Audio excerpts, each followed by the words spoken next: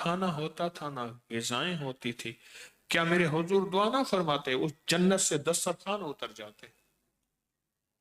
इंसानियत को समझाने के लिए याद रखिएगा, बाज़ औक़ात हमारी नावाक़फ़ियत है, हम एतराज़ कर बैठते हैं कि दुआ नहीं फरमाते, और दुआ करेंगे तो ये काम हो जाएगा। नावाक़फ़ियत है हमारी। हुजूर ने गार में पनाह क्यों ली? हुजूर हाथ फरमाते, सारे मुशरिकीन अंधे हो जाते। मेरे हुजूर के लिए मकड़ी ने जाला क्यों ताना?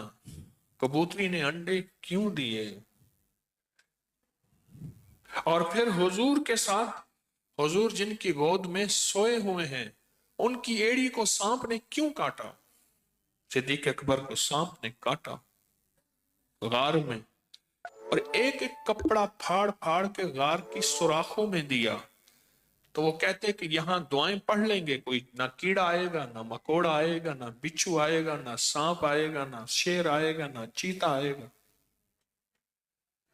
वासुकात हमारी नावाक़फ़ियत है कि हम कहते हैं कि शायद अब यहां असबाब की जरूरत नहीं। याद रखिएगा, निज़ाम आलम में अल्लाह पाक ने असबाब भी दिया है, और फिर अपनी जात को, जिसको मुसब्बिबुल असबाब कहते हैं, वो निजाम दिया है पूरी इंसानियत को समझाने के लिए।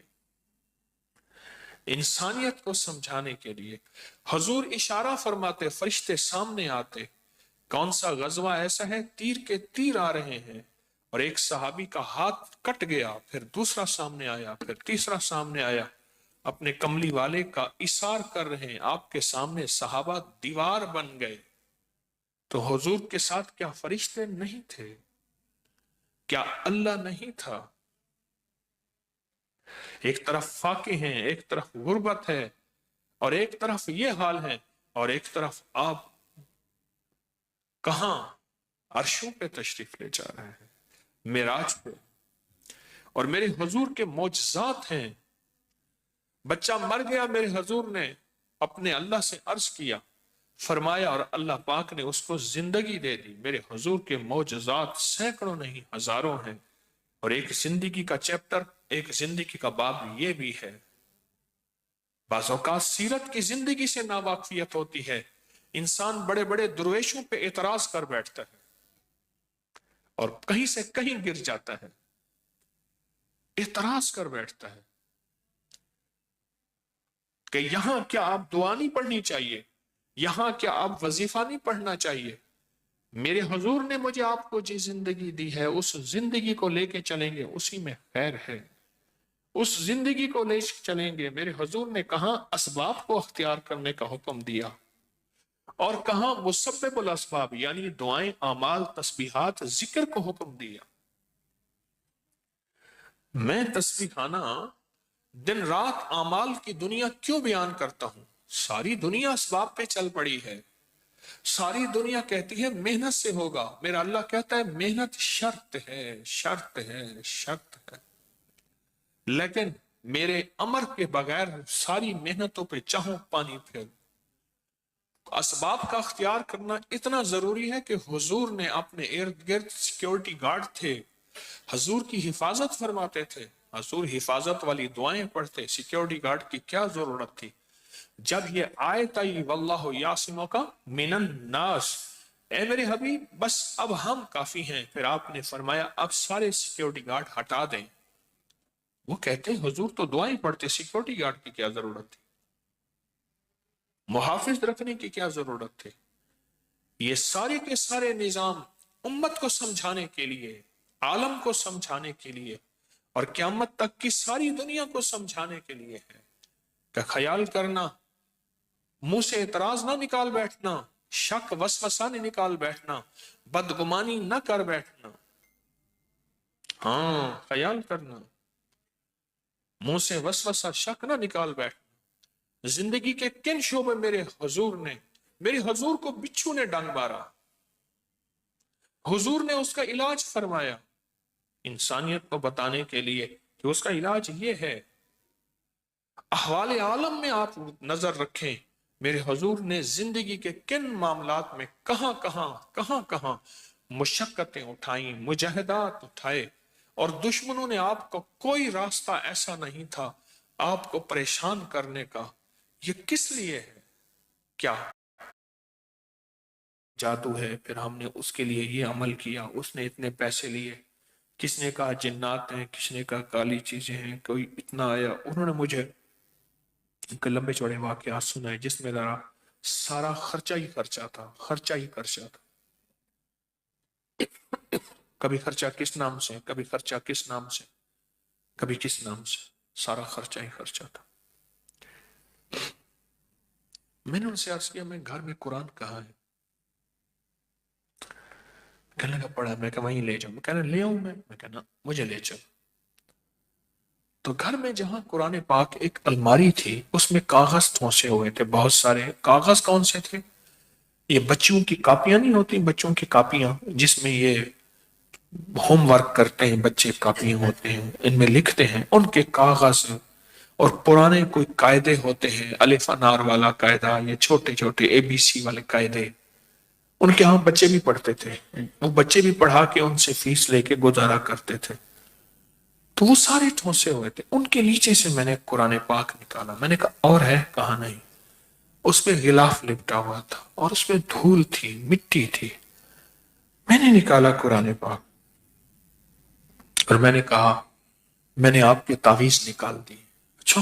میں کہ آپ کو میں دکھاتا ہوں جو تعویذ آپ کے تھے جس کی وجہ سے آپ کے گھر میں بربادی، پریشانی، قرضے، مسائل، مشکلات، میں نے نکال دی.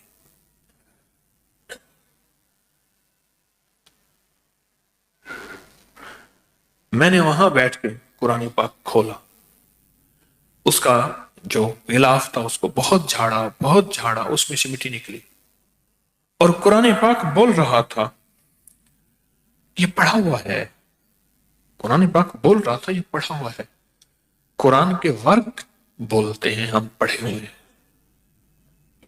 یہ پڑھا ہوا ہے لیکن چھوٹ گیا. اس کا پڑھنا چھوٹ گیا. اس کا پڑھنا چھوٹ گیا ہے. یہ پڑھا ہوا ہے لیکن اس کا پڑھنا چھوٹ گیا.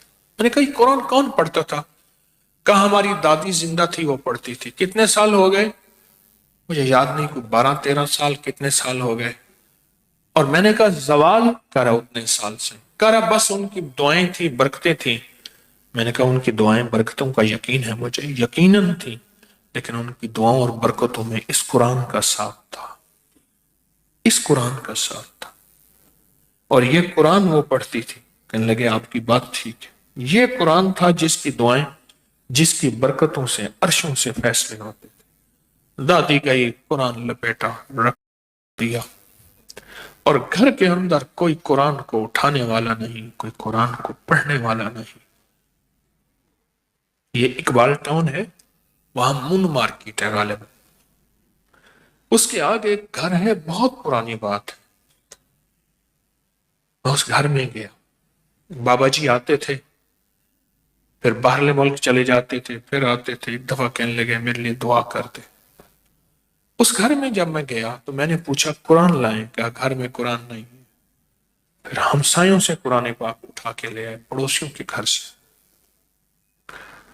اس کو جھاڑا میں ان کی بات کر رہا تھا جن کے گھر میں بچے پڑھتے ہیں اور کڑھائی کا کام ہوتا تھا.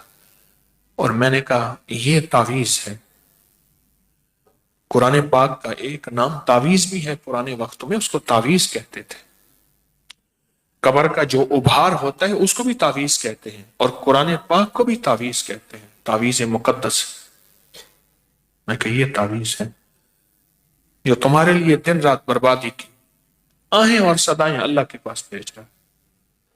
یہ قرآن کیسے ہو سکتا ہے؟ پھر میں نے انہیں واقعات حدیث کے بتائے کہ قرآن اور سورت ملک سے بڑا کوئی جھگڑالو نہیں ہے. اور ایک حدیث کا مفہوم ہے قیامت کے دن قرآن سفارش کرے گا، اور ایک حدیث کا مفہوم ہے، میرے آقا کا فرمان ہے، قرآن قیامت کے دن پکڑوائے گا. جو قیامت کے دن تیری جنت کو جہنم بنا دے گا. سوچیں الفاظ پہ غور کیجئے. جو قیامت کے دن تیری جنت کو جہنم بنا دے گا قیامت کے دن. سوچیں اس بندے کے حالات کیا ہوں گے. اس بندے کے حالات دنیا میں کیا ہوں گے جو قیامت کے دن جو ہے وہ قیامت کے دن جو اچھا خاصا جنت میں جاتا ہوا ہوگا اس کو جہنم بنا دے گا، کہے گا اس کا فیصلہ جہنم میں کر دو۔ تو کیا وہ دنیا میں ہمارے لیے راحت کا ذریعہ یا پریشانی کا ذریعہ نہیں بن سکے گا؟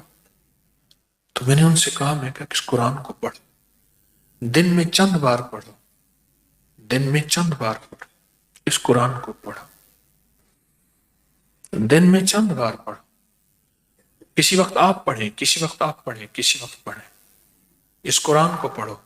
کہا کہ دعا کر دیں، وظیفہ کر دیں۔ میں کہا قرآن سے بڑی کوئی دعا نہیں، قرآن سے بڑا کوئی وظیفہ نہیں،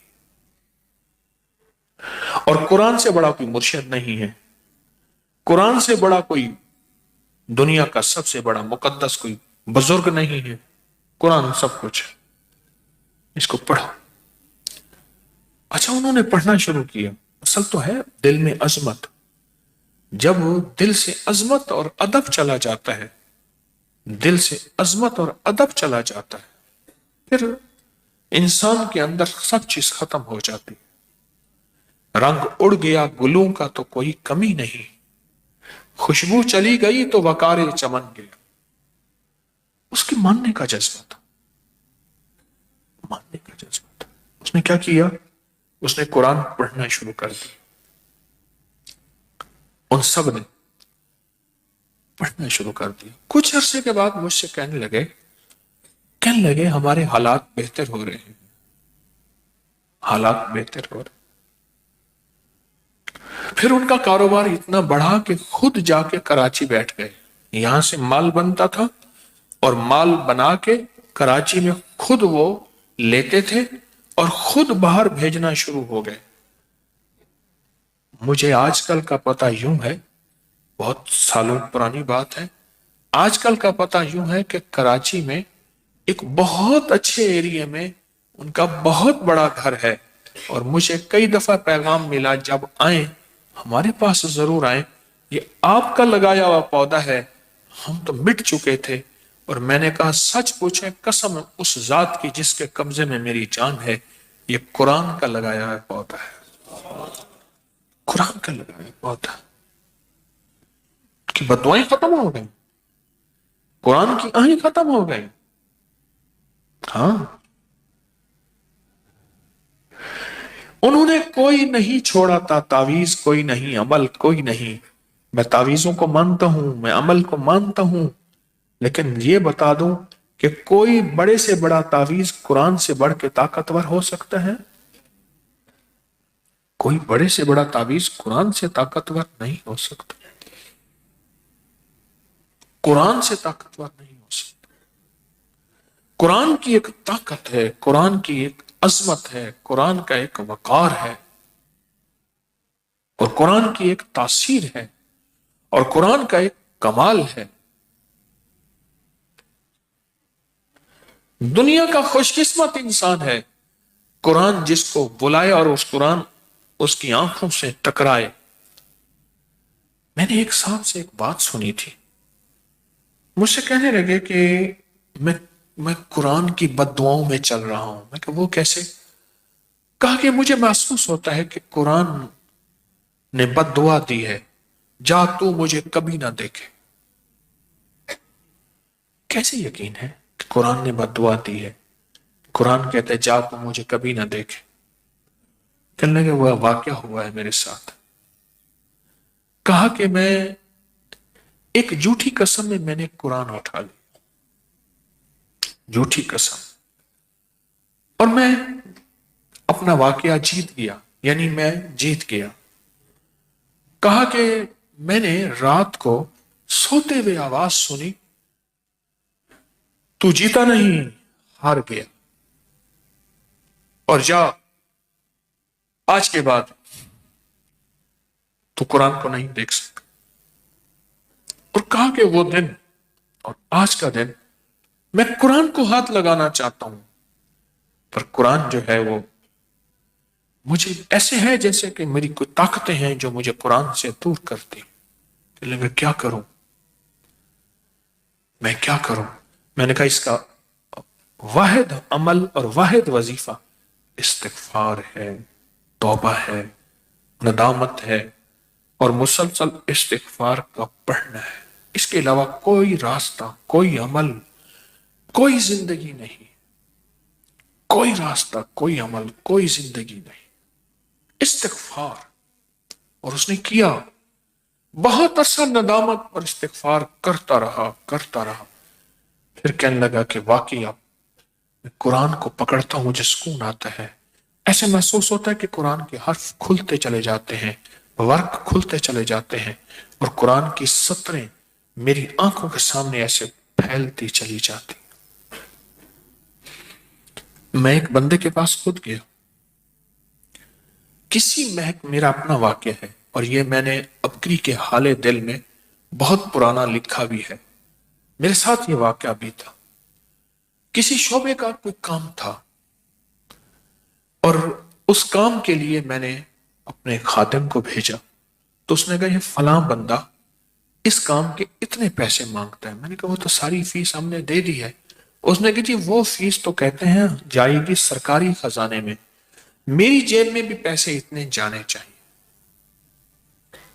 میری جیب میں۔ اچھا، ان کا ایک بڑا افسر تھا جو محبت اور عقیدت رکھتا تھا، میں نے ان سے عرض کیا کہ آپ ذرا سفارش کر دیں تو یہ میرا کام ہو جائے۔ کس سے کر دوں؟ میں نے کہا فلاں بندے سے۔ کہنے لگا آپ نے وہ کاغذ جمع نہیں؟ میں نے کہا ہر چیز کرا دی۔ کر سفارش کس چیز کی؟ میں نے یہ بات کہہ دی۔ میں نے کہا وہ کہتا ہے اچھا ٹھیک ہے۔ اب وہ بڑا افسر اور وہ بندہ، ہم تینوں بیٹھے تھے۔ اس نے کہا فلاں کو جانتا ہے؟ کہاں؟ اس نے بھی تیری شکایت کی ہے، یہ بھی میرا نام اشارہ شکایت کر رہے ہیں۔ اس نے کہا جی میں نے تو کچھ نہیں کہا انہیں۔ اب میں حیران خاموش بیٹھا اس کی سن رہا تھا۔ اس نے کہا جی یہ پیر صاحب کو تو میں نے کچھ نہیں کہا، یا یہ بھول گئے ہیں یا یہ جھوٹ بولتے ہیں۔ میں نے کہا جی میں بھول بھی سکتا ہوں، جھوٹ بھی بول سکتا ہوں، ہو سکتا ہے، اور میں قرآن اٹھانے کو تیار ہوں۔ تو وہ جو افسر تھا نا، اس نے کہا تو نے فلاں کو جانتا ہے؟ کہ ہاں میرے ساتھ کرسی میں بیٹھا تھا، تجھے یاد نہیں ہے کہ اس کا کیس میرے پاس آیا تھا اور اس نے قرآن اٹھا لیا تھا، 8ویں دن اس کا ہم نے مل کے جنازہ نہیں پڑھا تھا، یاد نہیں تجھے؟ کہاں پڑھا تھا؟ اچھا جی، سن کے نا اس کا بالکل چہرہ فک ہو گیا۔ تو کہا بول کون سا قرآن اٹھائے گا؟ تو فوراً کہنے لگا معاف کر دے۔ ایک صاحب نے مجھے کہا، خود کہا کہ میں نے قرآن کی قسم اٹھائی، اٹھایا نہیں، ہاتھ نہیں رکھا، سر پہ نہیں رکھا، صرف لفظ قرآن کی قسم اٹھائی۔ کہا میں نے رات کو دیکھا کہ میرے سینے سے چلے جا رہے ہیں، نکلتے چلے جا رہے ہیں، نکلتے چلے جا رہے ہیں، تھوڑی دیر ہوئے سارے پتے اوپر چلے گئے اور میں نے اپنے سینے کو خالی محسوس کیا۔ تو کہا میں نے پتہ نہیں کیا ہوا، صبح اٹھا تو خالی خالی، کچھ بھی نہیں، سب کچھ جیسے ہر چیز چلی جاتی ہے۔ کئی دنوں کے بعد اندر دل میں آواز آئی، تو نے قرآن تیرے سینے سے حرفوں، ورقوں، لفظوں سمیت نکل گئے۔ کہاں نکل گیا؟ اور پھر قرآن کو میں دیکھوں تو میں قرآن کی طرف بڑھوں، میں قرآن کو چاہوں، قرآن تو مجھ سے دور ہو گیا، مجھ سے روٹ گیا۔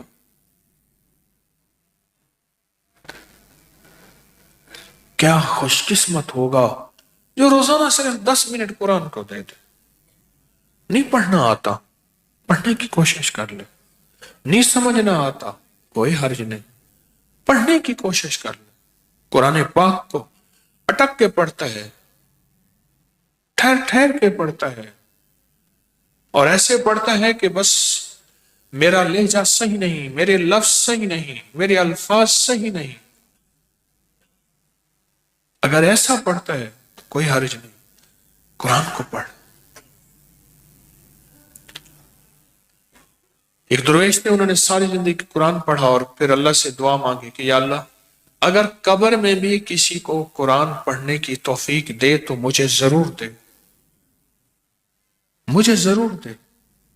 اللہ کا نظام دیکھیں کہ اللہ نے انہیں قبر میں قرآن پڑھنے کی توفیق دی۔ اہل کشف، اہل نظر نے دیکھا وہ شخص بیٹھا قرآن پڑھ رہا،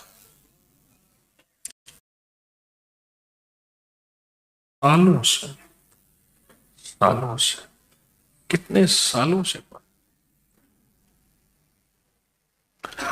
کتنے سالوں سے پڑھا قرآن۔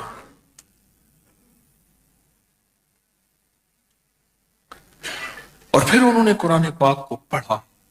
میں نے کہا کوشش کریں اس قرآن کو جتنا زیادہ پڑھیں، پڑھا۔ اس کمرے سے وہ چیزیں بھی ختم ہو گئی، وہ دھماکے بھی، وہ الٹنا پلٹنا بھی سب ختم ہو گیا۔ کیوں؟ ایک اور بات بتاؤ، ہر قرآن کے ہر لفظ، ہر حرف کے ساتھ موکلات ہیں۔ موکلات کہتے ہیں اس کے خدام، موکلات ہیں۔ ہر قرآن کے ہر حرف، ہر لفظ، ہر آیت کے ساتھ موکلات ہیں، موکلات ہیں۔ ایک درویش نے واقعہ لکھا ہے کہ ایک آدمی تھا جس کے پاس خچر تھا، وہ لوگوں کا سامان ایک جگہ سے دوسری جگہ پہنچاتا تھا۔ ایک جگہ سامان لے کے جب جا رہا تھا تو ایک معذور آدمی، ہاتھ پاؤں ٹانگوں سے معذور، کہنے لگا مجھے خچر پہ بٹھا لے، پیسے دوں گا، میں نے بھی وہیں جانا ہے جہاں تیری منزل ہے۔ اس نے پکڑ کے اس کو بٹھا لیا۔ جب بٹھا لیا تو وہاں آگے دو راہیں ہو گئیں۔ ایک راستہ وہ تھا جو عام مشہور راستہ تھا جس میں اکثر سواریاں جاتی تھی۔ ایک راستہ وہ تھا جو گمنام راستہ تھا، گمنام راستہ۔ تو کہنے لگا کہ وہ صاحب کہنے لگے کہ آپ نا اس گمنام راستے سے چلیں، گمنام راستے سے۔ انہوں نے کہا یہ راستہ تو نہیں ہے۔ کہا نہیں ہے، مجھے راستہ آتا ہے، سبزہ بھی ہے، گھاس بھی ہے، پانی بھی ہے، اور یہ آپ کو مختصر راستہ بھی ہے۔ اس راستے میں چلتے چلتے وہ ایک وحشت ناک جنگل کی شکل اختیار کر گیا۔ تو کہنے لگے کہ دیکھا تو وہ ایک دم وہ معذور آدمی جو کہ ہاتھ پاؤں جس کے معذور تھے وہ ٹھیک ہو گیا اور خچر سے چھلانگ مار کے اترا اور اس نے خنجر نکالا اور کہا میں تجھے قتل کروں گا۔ اس نے کہا مجھے قتل نہ کر، یہ چیزیں مال اسباب لے لے۔ اس نے کہا نہیں، میں تجھے قتل کروں گا، میرا اصول ہے۔ اور دیکھا تو وہاں کھوپڑیاں پڑی تھیں، کچھ انسانوں کی لاشیں پڑی تھیں۔ اس نے کہا میں پہلے بندہ مارتا ہوں پھر سامان لیتا ہوں، یہ میرا اصول ہے۔ اس نے کہا اچھا ایسا کر، مجھے 2 نفل پڑھنے دے۔ اب وہ ظالم خنجر لے کے کھڑا ہے، کہتا ٹھیک ہے 2 نفل پڑھ لے۔ اب اس کے کہتے ہیں کہ میرے منہ سے کوئی آواز نہیں آ رہی، کچھ سمجھ نہیں آ رہی، کیا پڑھوں؟ بے ساختہ منہ سے نکلی آیت امن یجیب المضطر اذا دعا۔ کون ہے جو بے چین دلوں کی دعاؤں کو، بے قرار دلوں کی دعاؤں کو سننے والا؟ کون جو بے چین اور بے قرار دلوں کی دعاؤں کو سننے والا، وہ کون ہے؟ امن یجیب المضطر۔ کہا اچانک ایک گھوڑ سوار آیا ریب سے، اور اس گھوڑ سوار نے خنجر مارا، گھورس مارا اس کو، گھوڑ سوار نے، اور وہ مر گیا۔ اور جہاں گرا اس آگ اٹھی، شعلے اٹھے جہاں گرا۔ تو کہا وہ گھوڑ سوار جانے لگا تو اس نے پوچھا میرے محسن اب کون ہے؟ آج کی اس مشکل لمحے اور مشکل گھڑی میں میرے پاس پہنچے، آپ کون ہیں؟ کہنے لگا میں اس آیت کا موکل ہوں، اس آیت کا غلام ہوں جو تو نے پڑھی ہے۔ قرآن کی کتنی 6066 کتنی آیات ہیں، 6600، وہی کتنی آیات ہیں، وہ کتنی زبریں ہیں، کتنے حرف ہیں۔ اور ہر آیت کے کتنے موکل ہوں گے، طاقتور ترین، اور وہ موکل آپ کے گھر کو، زندگی کو اگر برباد کرنے پہ لگ جائیں تو ہم تو ایک موکل کا مقابلہ نہیں کر سکتے۔ دیکھیں اس ایک موکل نے، اس آیت کے غلام نے اس ظالم کو آ کے غرز مارا، گرا، اور وہیں آگ کے شعلے اٹھے۔ سوچیں، ہم تو ایک کا مقابلہ نہیں کر سکتے، جہاں ہزاروں، لاکھوں، کروڑوں، پتہ نہیں اللہ کی کتنی مخلوق اور موکل ہیں، ہم تو ایک کا مقابلہ نہیں کر سکتے۔ قُوا أَنفُسَكُمْ وَأَهْلِيكُمْ نَارًا، یہ خیال کرو خود اور اپنے گھر والوں آگ سے بچاؤ، آگ سے بچاؤ۔ اور اگر ہم آگ سے بچانا اور بچنا چاہتے ہیں، قرضوں کی آگ، جادو کی آگ، بیماریوں اور دکھوں اور مشکلوں اور پریشانیوں اور ناکامیوں کی آگ سے اگر بچنا چاہتے ہیں تو پھر یاد رکھیں اس کے لیے قرآن کو ساتھ لیے بغیر بات نہیں بنے گی، قرآن کو ساتھ لیے بغیر بات نہیں بنے گی، اس کو ساتھ لینا پڑے گا۔ روز 10 منٹ، روز 10 منٹ۔ اچانک ملک کی تقسیم کا 1947 اگست میں اعلان ہو گیا، اعلان ہو گیا۔ یہ بندہ رحیم یار خان کے ایک گاؤں کا رہنے والا تھا، ہندو تھا، یہ گیا ہوا تھا دلی سے آگے، یہ وہیں بیچارہ، ہر طرف حادثات، جلاؤ گھیراؤ تھا، یہ وہیں کا ہو کے رہ گیا۔ اس نے تار بھیجا اپنے رحیم یار خان میں ایک دوست کو، تو اس نے کہا کہ مسلمان تھا وہ، میری بیوی، اس کی اولاد نہیں تھی، میری بیوی کو لے کے تانگے میں بٹھا کے فلاں جگہ سارے ہندو جمع ہو رہے ہیں، تو میری بیوی کو بھی وہیں پہنچا دے، پھر وہ قافلے اکٹھے ہو کے میرے پاس، میری بیوی بھی انہی قافلوں میں ساتھ آ جائے گی۔ اب یہ تانگا لے کے پہنچا، اس نے تانگے والے سے پہلے سے بات کر لی تھی کہ اس کی نیت، اس کا جذبہ اس میں کھوٹ آ گیا تھا۔ اس نے کہا کہ ایسے ایسے یہ تار آیا ہے، وہ خاتون بھی جانتی تھی کہ یہ میرے شوہر کا دوست ہے، فوراً نکلنا ہے۔ اس نے جو کچھ بھی گھر سے اٹھایا لیا تو فوراً نکلی، فوراً نکلی۔ یہ کسی ویرانے کی طرف لے جا رہا تھا، اس نے کہا کہ یہ ہم نے تو اسٹیشن کی طرف جانا تھا، میں کئی بار گئی ہوں اور وہاں سارے جمع ہو رہے تھے ہندو، تو ہمیں تو وہاں جانا تھا، سکھ ہندو سارے وہاں جمع ہو رہے تھے۔ اس نے اتر کے اس کو پکڑا، اس نے چھڑوایا، اب یہ کشمکش ہوئی۔ آخر کار اس نے دیکھا نا کہ یہ اپنے ارادے سے ہٹنے والا نہیں، تو اس نے کھینچ کے اپنے گلے سے ایک تعویذ نکالا اور کہا کہ یہ میں تمہاری اولاد نہیں، کسی پیر سے تعویذ لیا ہے اور اس میں قرآن لکھا ہے، تجھے اس قرآن کا واسطہ، مجھے چھوڑ دے، میری اولاد نہیں۔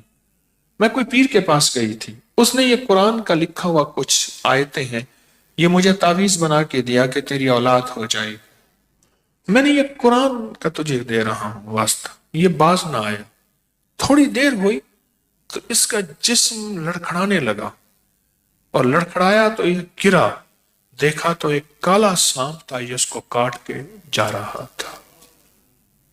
اور جب تانگے والے نے دیکھا تو کپڑے خاتون کے پھٹ گئے تھے، اس نے اپنے سر کی پگڑی وہ صافہ اتار کے اس کو دیا، اس نے جسم لپیٹا اور معافی مانگ کے تانگے والا اس کی لاش وہیں چھوڑ کے اس کو بٹھا کے اسٹیشن پہ لے کے چھوڑ کے چلا گیا۔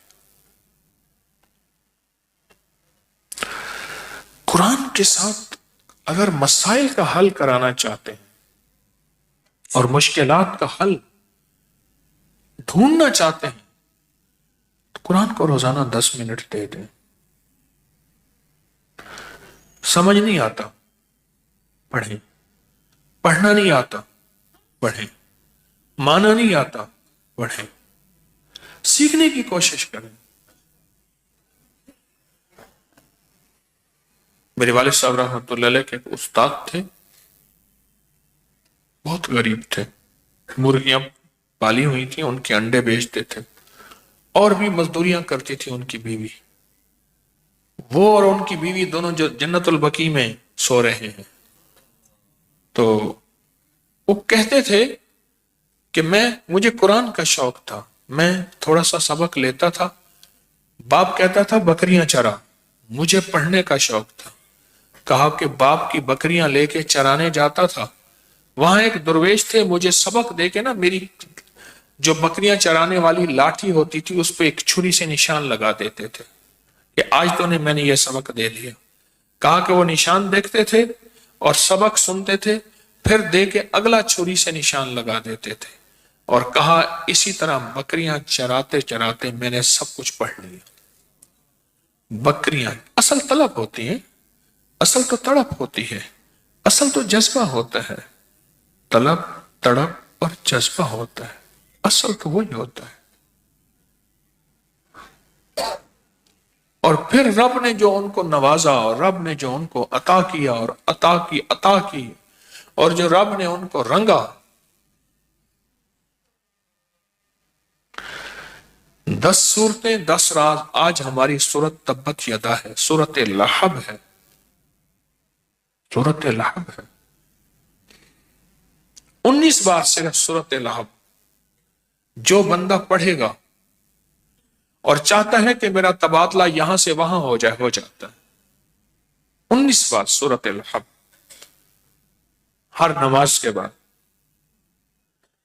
اور سورت لہب وہ سورت ہے جس میں میرے آقا کی 2 بیٹیوں کو اس ظالم نے طلاقیں دے دی۔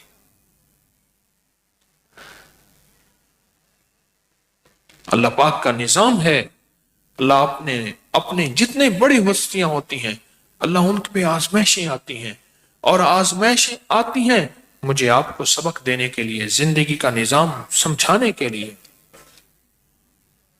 اللہ کے دوستوں پہ آتی۔ تو اس پہ سورت لہب اتری، اور اللہ کا ایسا نظام چلا، اللہ کی ایسی ترتیب چلی کہ وہ رسول اللہ صلی اللہ تعالی علیہ وسلم نے ان کے لیے بد دعا فرمائی، بد دعا فرمائی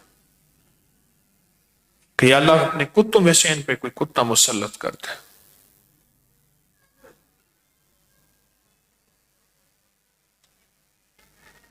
یا اللہ تو اپنے کتوں میں سے ان پہ کتا مسلط کر دے، آمین کہے۔ اللہ کا وہ پلا کہ وہ ایک سفر میں تھے، اور سفر میں وہ سارے انہوں نے کہا کہ ادھر ادھر سامان رکھ دیں، ادھر ادھر بندے سو جائیں، لیکن ایک درندہ آیا اور ان کو پھاڑ چیر کے چلا گیا، وہ سارے سوتے رہ گئے، ساری اوٹیں دیواریں اور سب کچھ کرتے رہے، سب کچھ کرتے رہے۔ سورت لہب پڑھیں میرے ساتھ 3 بار۔ سورت لہب جن کو آتی ہے، تبت یدا ابی لہب وتب ما اغنی عنہ مالہ۔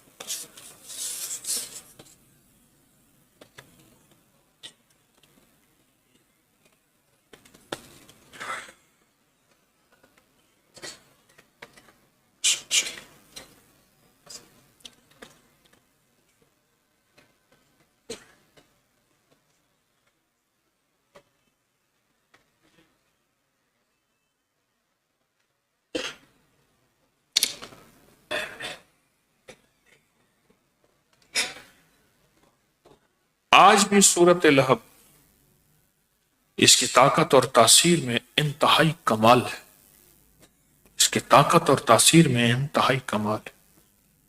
ایک صاحب نے اپنا واقعہ لکھا، کہنے لگے کہ میں باہرلے ملک پڑھنے چلا گیا، اور پھر پہلے علی گڑھ میں پڑھا، پھر باہرلے ملک پڑھنے چلا گیا۔ وہاں میں نے ایک انگریز خاتون سے شادی کر لی، پھر اپنے وطن آیا تو وہ بھی ساتھ آ گئے، تو کہا اس کے مزاج میں سلیقہ تھا، صفائی، سلیقہ، ستھرائی. کہا میری نامرادی دیکھیں یا نادانی دیکھیں، باپ دادا تھے تو قرآن پڑھتے تھے، میں آیا تو میں نے قرآن سے مناسبت نہ کی. اس نے گھر کا جو بھی کاٹ کباڑا تھا، اس خاتون نے ملازموں کو کہا سب صفائیاں کرو، ستھرائیاں کرو، اکٹھا کرو.